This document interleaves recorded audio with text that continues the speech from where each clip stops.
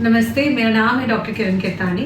I am senior consultant in centre for sight group of eye hospitals और आज हम बात करने वाले हैं ड्राई आई, जिसे मैं पैंडेमिक कहूँ तो ज़्यादा बेहतर रहेगा बजाय कि एक एपिडेमिक। तो इससे पहले कि हम ये जाने कि ड्राई आई को ट्रीट कैसे करते हैं, हम ये समझने की कोशिश करेंगे कि ड्राई आई है क्या, इसके सिम्टम्स क्या है, ये होता क्यों है, इसके आज के ज़माने में क्या क्या एडवांस्ड टेक्नोलॉजीज अवेलेबल हैं पहचानने के, और साथ ही साथ इसका इलाज क्या सिर्फ अब ड्रॉप्स तक ही सीमित है या कुछ अच्छी और नई नई ट्रीटमेंट्स इस एवेन्यू में हमारे पास में अवेलेबल है। तो सबसे पहले हम समझेंगे कि ड्राई आई होता क्यों है। उसके लिए ये जानना ज़रूरी है कि टीयर फिल्म यानी कि आंसू की परत जिसकी कमी सूखेपने में आ रही है वो बनती कैसे है। तो यदि हम देखें तो ये हमारी आंख है। आंख के सबसे आगे आंख के इस कांच रूपी कॉर्निया को साफ रखने के लिए भगवान ने एक पतली सी आंसू की परत बना रखी है। अगर हम बिल्कुल बेसलाइन में समझने की कोशिश करें तो ये आंसू की परत अपने आप में 3 लेयर से बनी होती है। सबसे ऊपर इसमें तेल तैर रहा है, उसके बीच में पानी की परत है और उससे नीचे एक गोंद की परत है जो इस पूरी आंसू की परत को आंख से चिपका के रखती है। तेल का पर्पस है कि जो नीचे का पानी है वो हवा की वजह से सूख ना जाए। गोंद का पर्पस है कि वो इस पूरी परत को आंख से चिपका के रखे, और पानी का पर्पस है कि वो टीयर फिल्म को या आंसू की परत को वॉल्यूम दे। अब सोचने वाली बात है 1, 2, 3 इन तीनों कंपोनेंट्स में से यदि कोई भी कंपोनेंट मिसिंग है, कोई भी कंपोनेंट कम हो रहा है, तो नेचुरल या वाजिब सी बात है कि आंख में ड्राइनेस आने लगेगी। तो ये कम होगा क्यों? मोस्ट कॉमनली वाटर की कमी तब आती है जब बॉडी एक रिलेटिवली डिहाइड्रेटेड स्टेट में है, यानी कि आपका खुद का पानी का इंटेक ही बहुत कम है। इसके अलावा कुछ हार्मोनल इश्यूज या जो ग्लैंड्स आंसू की परत की वॉल्यूम को या वाटर को सिक्रीट करते हैं उनमें यदि कोई बीमारी है तो इस तरह की प्रॉब्लम आपको आने लग जाती है। तेल की कमी सबसे कॉमन है। 87% of world's population which is having dry eye is having it because the oil layer is less। ये ऑयल आता कहाँ से है? ये हमारी पलकों में से आता है। हमारी पलकों में एक ग्रंथि होती है, जैसे टूथपेस्ट की ट्यूब होती है उसी तरीके से दोनों पलकों में ऊपर नीचे 16 से 18 ग्रंथियां होती हैं। जितनी बारी हम पलक झपकते हैं इन ग्रंथियों में से थोड़ा थोड़ा सा तेल रिसता है जो कि हमारी आंसू की परत में ऑयल की लेयर को बनाने की या ऑयल की लेयर को मेंटेन करने की रिस्पॉन्सिबिलिटी निभाता है। टाइम के साथ, एज के साथ, एनवायरनमेंट में पोल्यूशन के साथ ये जो पोर्स हैं जिनमें से इन तेल को बाहर निकलना है, इनमें ब्लॉकेड होनी शुरू हो जाती है और जो तेल बन रहा था वो इन ग्रंथियों में ही पेस्ट की तरह या घी की तरह जमने लग जाता है।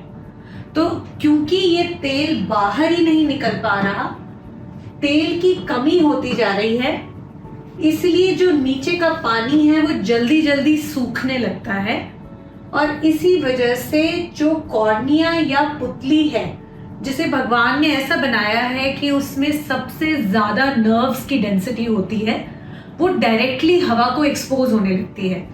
जैसे ही इसकी नसें डायरेक्टली हवा को एक्सपोज होने लगी, आपको सारे सिम्टम्स यानी कि इरिटेशन, जलन, burning sensation, difficulty in opening I, concentrate करने में डिफिकल्टी होना, बार बार फ्रीक्वेंटली हेडेक्स होना, ऐसा मन करना कि आंखें थक रही हैं, मुझे बस आंखें बंद करके बैठना है, मैं आंख खोल नहीं पा रहा हूँ, ऐसी सारी तकलीफें आने लगती हैं। And this is not limited in today's date to only old age. आज की डेट में हर व्यक्ति स्क्रीन पे है, हर व्यक्ति फोन पे है, चाहे वो 6 साल का बच्चा है या 65 साल का बूढ़ा। हर एज ग्रुप आज की डेट में फोन, स्क्रीन, लैपटॉप्स पे है ही, और क्योंकि पलक हम जब ज़्यादा स्क्रीन देखते हैं झपकना रह जाती है, तो ये जो तेल की ग्रंथि है वो और ब्लॉक होती जाती है, उसका तेल रिसना और कम होता चला जाता है।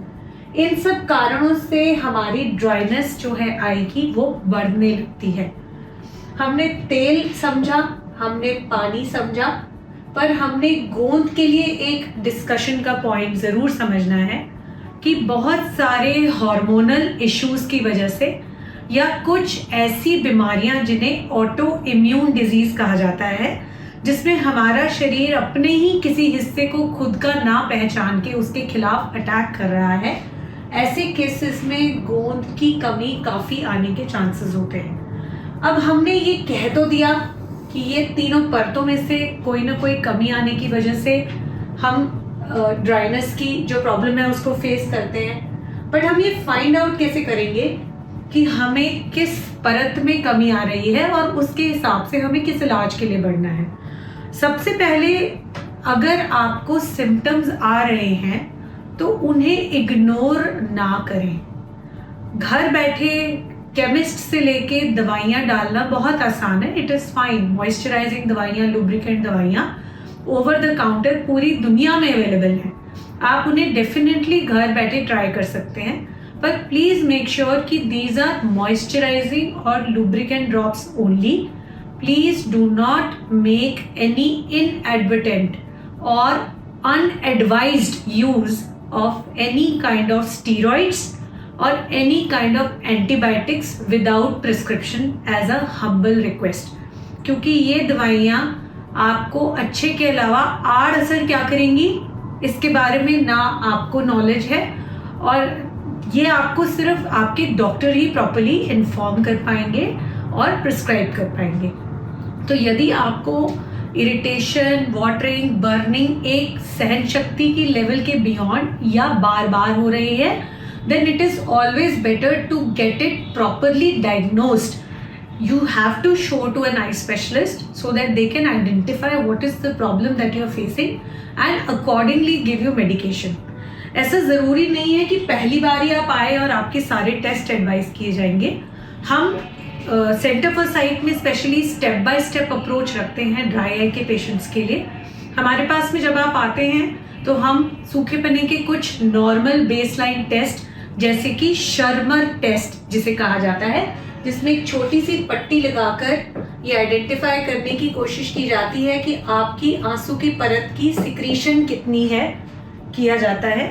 इसके अलावा हम एक ऑस्डी स्कोर, जो कि एक इंटरनेशनली फॉर्मुलेटेड स्कोरिंग सिस्टम है, इसको आपको सॉल्व करने के लिए देते हैं, ये समझने के लिए कि आपकी डेली लाइफ में ड्राइनेस आपको कितना परेशान कर रही है, इसकी वजह से आपके रोज़मर्रा के काम में कितनी प्रॉब्लम आ रही है, और उसके अकॉर्डिंग ही, इसकी सिवियरिटी के अकॉर्डिंग ही हमारा ट्रीटमेंट प्रोटोकॉल जो है उसकी तैयारी हम करते हैं। अगर ये दो टेस्ट हमें फर्स्ट लाइन मैनेजमेंट सिर्फ इतना कह रहे हैं कि हम सिर्फ लुब्रिकेंट आई ड्रॉप से यानी कि मॉइस्चराइजिंग दवाई से फिलहाल काम चला सकते हैं, तो हम वही आपको प्रिस्क्राइब करते हैं। किंतु ये टेस्ट यदि हमें पॉइंट आउट कर रहे हैं या आपकी आंख के स्पेशल स्टेन्स जो कि हम अपनी ओपीडी या क्लिनिक्स में करते हैं, हमें कहते हैं कि इसके अलावा भी आपको और टेस्ट की ज़रूरत है, तो हम आपको कुछ ब्लड टेस्ट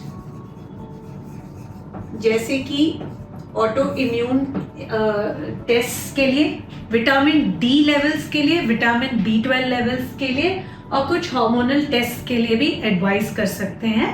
और साथ ही सेंटर फॉर साइट में एक और सोफिस्टिकेटेड टेक्नोलॉजीज भी अवेलेबल है जिसे हम OSA या ओक्यूलर सरफेस एनालिसिस कहते हैं, जो कि हमें by various non invasive method सिर्फ फोटो के जरिए हमें बताने में हेल्प करता है कि आपकी आंसू में किस तरह से कमी आ रही है, किस परत में कमी आ रही है, क्या तेल की कमी है, क्या पानी की कमी है, क्या गोंद की कमी है।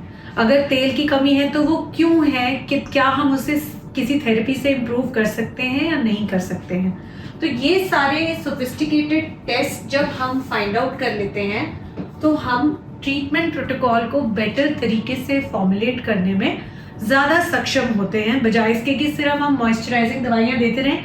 मॉइस्चराइजिंग दवाइयाँ आप 10 जगहों से लेके 25 डॉक्टर्स को दिखा सकते हैं, बट आपको परमानेंट सोल्यूशन तब तक नहीं मिलेगा जब तक आप अपनी प्रॉब्लम को करेक्टली आइडेंटिफाई नहीं करा पाएंगे। Follow Center for Sight and post your queries to get answers from the experts.